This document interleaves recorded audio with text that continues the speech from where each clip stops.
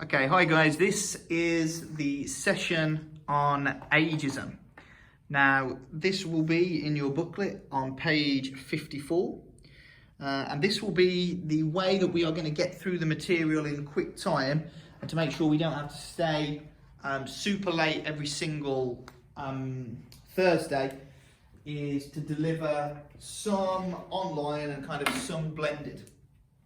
So I think the best way forward is to make sure that we can do some of the more straightforward topics in this format. Online is a pre-recorded session where you're going to look through it at home. You're going to fill out the booklet in your comfort of your bedroom or wherever it is you're going to be doing it. And then next week at the start of the lesson, you can have 25 minutes with me where we recap what you have done. So it is very, very independent, but I think it's a main and very useful way of us getting through the materials. What you'll see on page 54, when you turn to it, is this quote. It says, "Kids love living to excess, they have bad manners, dislike authority, show disrespect to the elders, and terrorise their teachers."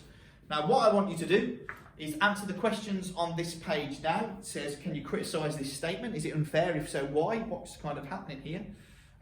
What is the person saying, doing here when they're making this kind of quote? How does it make you feel as young people or kids who are potentially being spoken about here?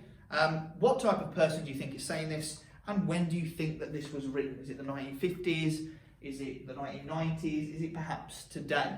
So can you fill out the first bit on page 54 now? Pause this and answer those questions for me. So hopefully, what you've said here is potentially this person is generalising, or, for lack of a better term, is playing by a stereotype. So what we are seeing here is whoever's making this comment, whether they're a young person, an old person, an elderly person, a middle-aged person, is they're making a generalisation about young people. And that is what we mean by a stereotype. They're saying that all of one particular group are this.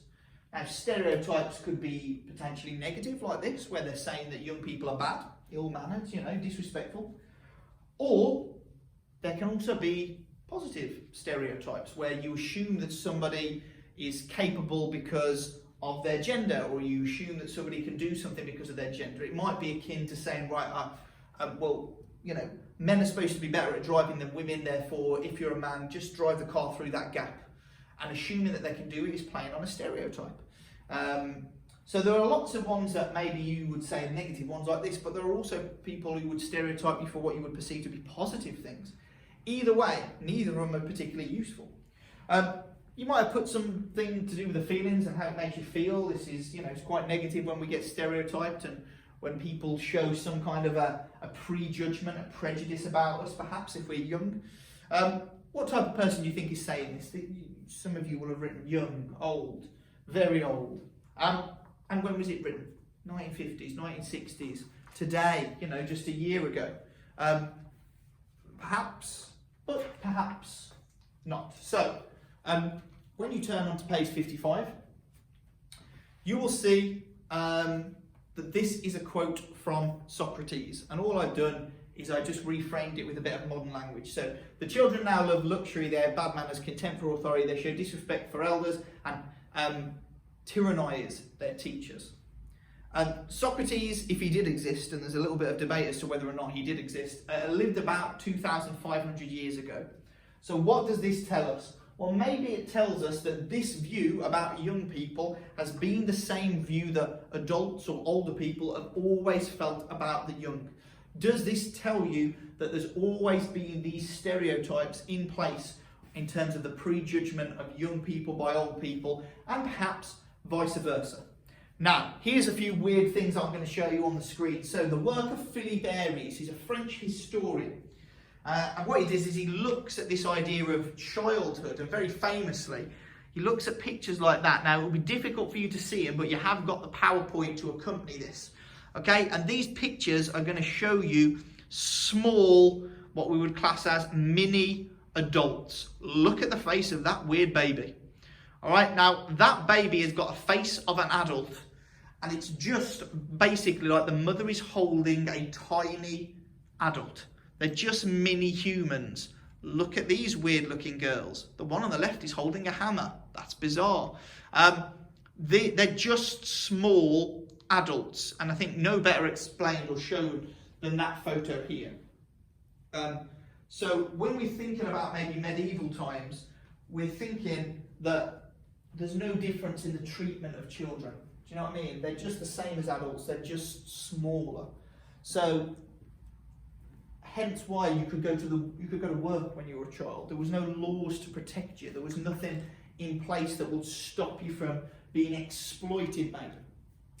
So maybe this is going to tell us that perhaps the idea of childhood is something that has been made by the society. But perhaps childhood is a social construct. And we've talked about this idea of a social construct. Perhaps youth is a social construct. Because, you know, adulthood could be a social construct. All the ideas of what it means to be an adult are made by society. You know, being an adult means you could drive a car, or you could go to a nightclub, or you can drink alcohol, or you can have sex, where the ages are going to vary for all of those things, dependent on where you are in the world. And for some of them things, like alcohol, it's illegal everywhere. So maybe youth and childhood is something that's socially constructed. What we need to look at today is the representations between young and old when we consider ageism. Because generally, ageism is going to be aimed towards the extremes. It's either going to be young people or it's going to be old people who fall victim to what we would class as ageism. So now I want you to take some time to think about young people versus old people. What do you think the representations are? What do you think the view is for young versus old in this country? So pause it now and fill in the table that you've got on the bottom of page 55. Good.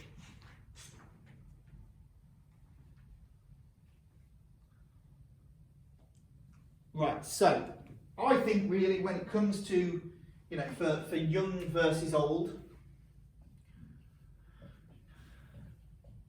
you might put and you might play the stereotype game in terms of the view. You might say that these are rude, that they're disrespectful, they're angry or aggressive. Also, the view is usually that young people kind of want change, and like they tend to be quite aggressive and confrontational for change. When we look at old people, you might look at, I mean, lazy as well would be an interesting one to put down for young people. I do think that's something that you're tagged with all the time. Aggressive, violent, disrespectful, rude, lazy, wanting change. For old people, it could be like unskilled. Now, lots of people might have said, oh, old people are wise. Well, maybe your representation of old people is positive, but in the contemporary UK, perhaps it's like old people are unskilled. Perhaps they're boring. Perhaps they're grumpy. Perhaps they're helpless. You know what I mean? You need to look after old people because they're infirm. They can't really look after themselves. So you might already have in your head, and when you put these down in your books, you might already played some examples of stereotyping. And I reckon that you've looked and thought possibly more positively about young people than you have about old people. On page 56, you will see that we now need to start focusing in specifically on ageism. So, both the young and the old can suffer with ageism, and ageism generally starts off with a presentation of people in the media, like lots of different types of discrimination. It's largely media driven. It's all about unfair judgments, and once you've got unfair judgments on people, perhaps that's going to have a big impact in what they can do in their lives. So when we're talking about ageism, this is what we mean. Prejudice or discrimination on the grounds of a person's age. So all you've got to do is put it in that box there. Now, the media, as we've said, is the key agent, or potentially a big agent, which is responsible for the discrimination of the young and the old. And the representations that you get as grumpy, as killjoys, or technophobic, so unskilled, you know, helpless, we kind of said that, or as being seen as a burden is a common one for all people. Here's something to add, and we didn't get a chance to look at this perspective when we did our social theories. and I didn't make a video about it because we didn't really use it, and we don't really use it that much in GCSE in stratification, is interactionism. Now, interactionism, you can see the key in the title is interactions. Okay? In this theory, they think that interactions and interpretations are very important in terms of shaping the world and the world around us. Now, one of the key theories in interactionism is something called labelling theory. And in this theory, you give out or receive labels all the time from different people. So, for example, they would say that you could be labelled as the smart kid by a teacher. And the smart kid, if a smart kid gets labelled by the teacher, he's treated differently by the teacher, and he recognises that. And he starts to live out this label that he gets given as a smart kid. So he might get better exam results.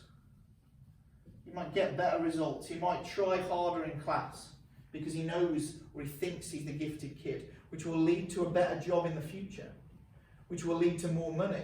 And it's all because of this initial label. Now, unfortunately, for labelling, it can work the other way as well. And he might be labelled as the naughty kid, and naughty kids don't get good results. They do mess around in school, and therefore they maybe end up in a life of crime and not doing very well. So labelling is a key element of this interactionist theory. And what we'll be looking at today is how the media can label you. And very specifically, how the media labels young people that might lead to prejudice and discrimination. However, before we get onto that, and I suppose we've got a very famous study to show you, here is another example of the media's impact. So Owen Jones wrote a famous book called Chavs.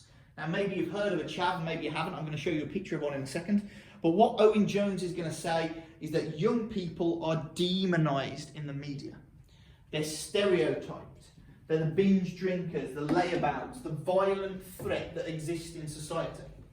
And I think back in the early noughties, the term chav was thrown about for a moment. Chav meant council house and violent.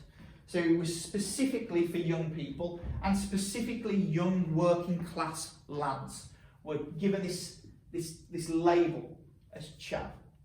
And even the commission, the survey commission by Young People Now magazine suggests that a third of press articles about young people were about crime, and 71% saw young people labelled negatively. So if the press have this idea that young people, young working class people are chavs, that's going to affect not only the chav, but it will also affect the treatment of that young person by the rest of society. So it says here, you've got a question. It's 4 marks. So you know, if it's a 4-mark question and it says, explain the difference between two things, you've basically got to break it up into 2 marks and then 2 marks again. And this is asking you for the difference between scapegoating and being stereotyped. Now, I do want you in the exam to follow a very set pattern of what to write. It's not going through it quick, it's writing in full sentences. So, the term stereotype means ... An example is ... And you're doing the same, you know, the term scapegoat means ... And then an example is. So I'm hoping that we're sitting there going, well, yeah, I'm familiar with what the term stereotype means, and we've given some examples of stereotypes so far. A prejudgment that you have, or a simplified version of an opinion on a group of people. So it might be that women can't drive. That's an example of a stereotype, a simplified view. But scapegoating is something slightly different. And in the case of the Chavs, what scapegoating means is it means being blamed for the things in society.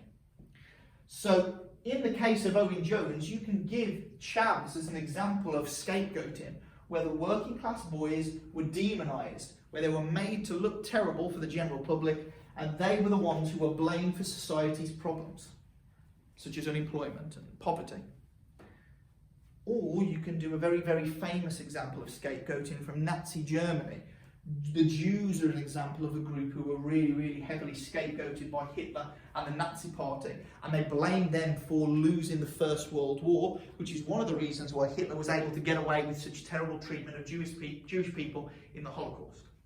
So make sure that you write your answers bang, bang, bang, bang, like this, because we'll be checking to make sure you've got these done next week, and we'll be marking them in class together.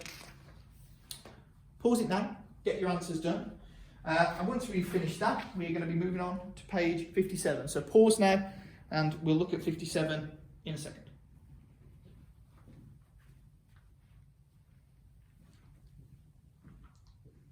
Oh, and there's some chavs, right, if you didn't know what some looked like.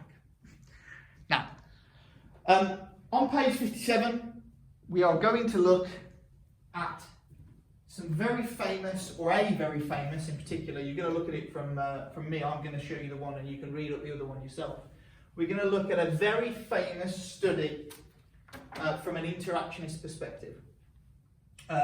So this is an interactionist study. You know it's interactionist because it's about labels, and labels are being given out by the media. So this is an interactionist look at the media, and it's from a guy called Cohen, South African writer, and his study is of two rival groups called the mods and the rockers. Now these are cultures within a culture. That's right, these are subcultures. So it's a study that Cohen does in and around the 60s on mods and rockers in Britain. On the bottom here, you've got, bang, bang, two buttons. These buttons have got clips from, which have got an interview for Cohen as well. They're about 10 minutes total length. So what I want you to do is, before we discuss this, is can you listen and watch these two clips now, and it will show you footage of the mods and the rockers. So not only can you get to grips with these two groups, but you can start to understand what Cohen was investigating when he writes his book and when he does his study. So if you pause it now, please, and then mods and rockers, watch those two videos. Okay, I'm hoping you've watched the two videos. You can see the difference between a mod and a rocker, and you can start to work out a little bit about what's happened. Now, I'm going to need you to put down the case study so you know this, and this is super important because it's going to be a case study that we look at in crime and deviance as well as in stratification. So the more you get to know it, the better it'll be. The first thing that happens in the case of the mods and rockers is we get an exaggerated fight. We get a first fight, and that is exaggerated by the media. Now the first fight takes place in a place called Clacton. It's on the south coast, it's by the beach, and it's a little scuffle between the mods and the rockers. Now the mods and the rockers don't really dislike each other. They're not like the Bloods and Crips in America. They're just two subcultures of the age. It's like, I don't know, some goths and some emos having a bit of a fight in Manchester town centre. But this fight is going to be exaggerated by the press. It's going to be made into a much bigger deal than it actually was.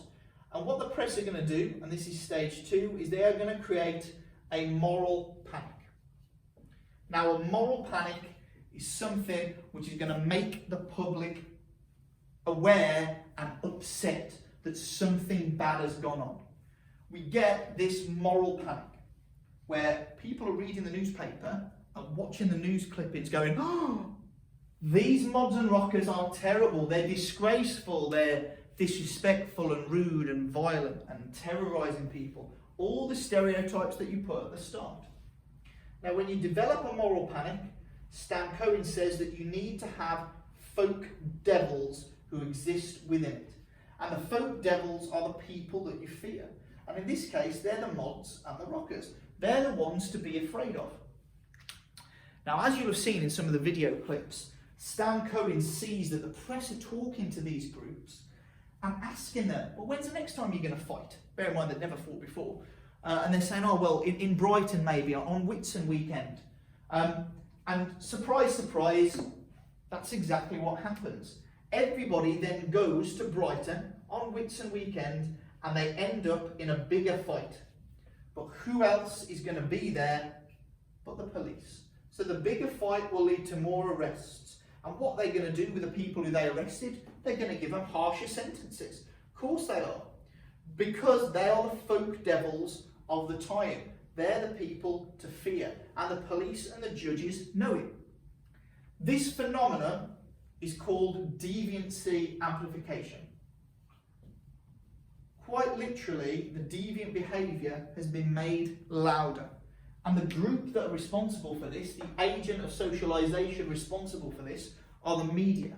Because what Cohen is saying is, without the media making a big deal of it and exaggerating the first fight, you don't get another fight in Brighton. It just doesn't happen. And obviously this led to negative treatment of the mods and the rockers by the police and by the judges. They were treating them far more harshly than they would do usually. And that is our example, a prime example of the demonisation of young people by the media, which is going to have a potentially negative effect on the treatment of that group. Your next one is boys in the hoodies, which is no doubt about hoodies. So I want you to read through that and make notes on Jack Faubert's study. Now, you will have, hopefully, case study 1 and case study 2 now filled out in your books. And you're familiar with Sam Cohen and boys in the hoodies. This one for me, though, is the primary one. So if you're struggling between the two to remember them, just focus on the mods and the rockers. Final thing. We need to look at ageism and life chances. So on page 58, there is a table for you to fill out, which will look at the effect of ageism in certain scenarios. So you've got going to a job interview for a new position. Well, what's the effect? Well, the old age person might not get the job because they think, well, they can't deal with the technology, or they're going to retire soon, or they're not capable of change. Ageism. Or they might think, well, the young person's not experienced enough. He's too immature, just by the virtue of his young. That is ageism. So can you pause it now, fill out the rest of these, and then we'll talk about the legislation on the bottom of page 58.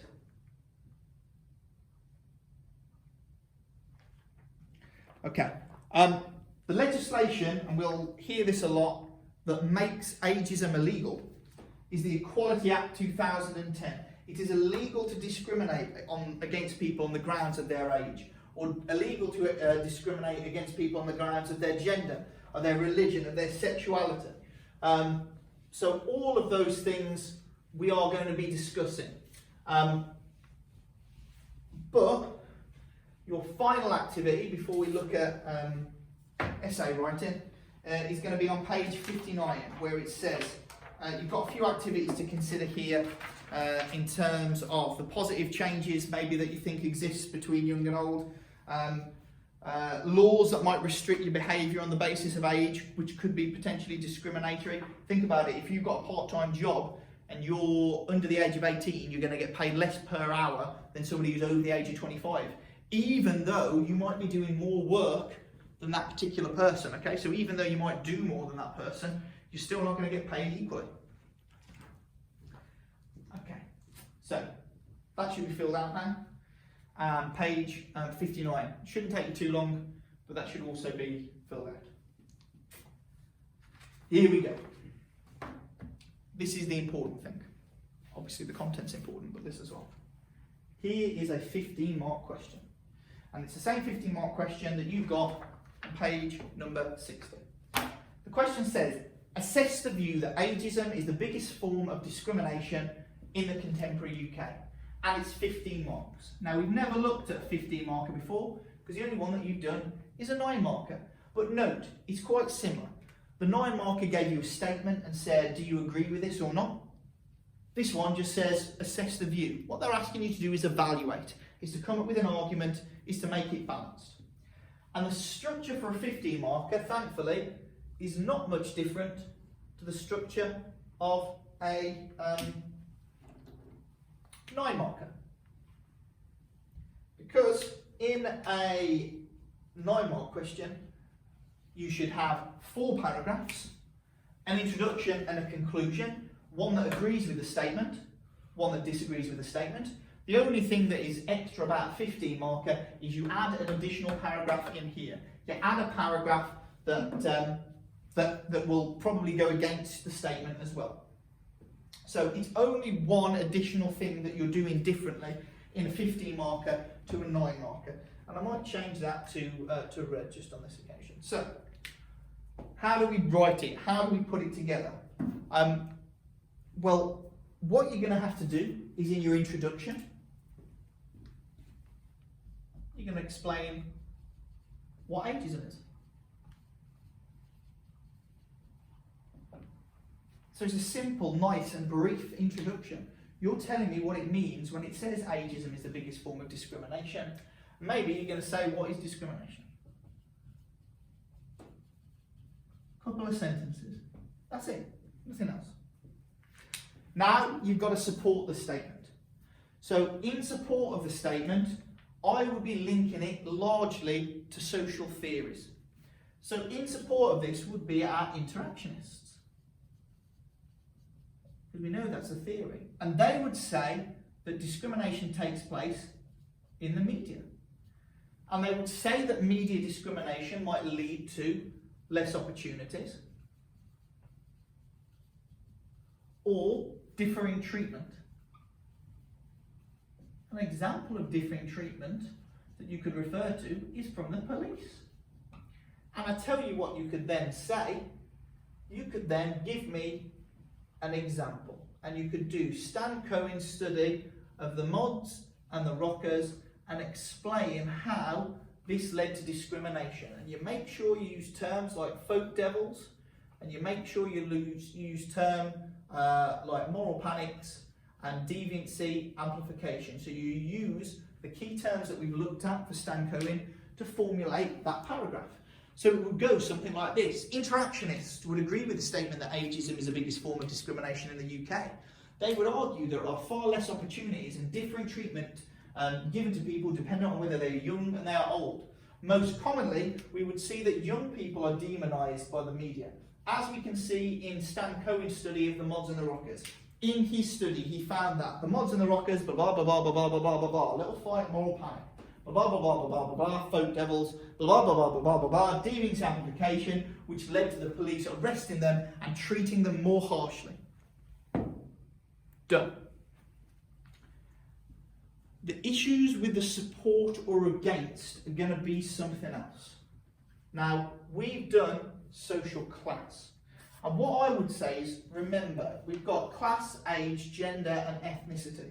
So the question is asking you, is ageism the biggest form of discrimination? Well, interactionists would say yes, but that still leaves you with 3 other types of discrimination.